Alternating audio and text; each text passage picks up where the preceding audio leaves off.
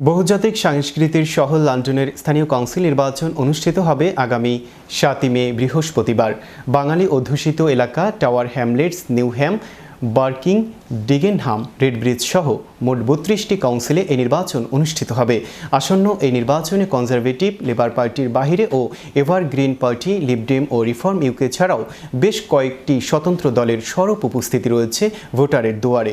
32টি বাড়ায় 1800-এর বেশি কাউন্সিলর প্রার্থী প্রতিদ্বন্দ্বিতা করছেন এবারের নির্বাচনে প্রার্থীরা ভোটারদের দুয়ারে শিক্ষা, স্বাস্থ্য, আবাসন, পার্কিং, ক্রাইম সহ নানা বিষয় নিয়ে কথা বলছেন প্রার্থীরা।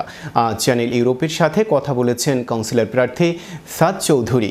আপনারা সবাই জানেন যে স্পিটারফিল্ড বাংলা টাউন তথা টাওয়ার হ্যামলেটের স্থানীয় নির্বাচন অনুষ্ঠিত হতে যাচ্ছে।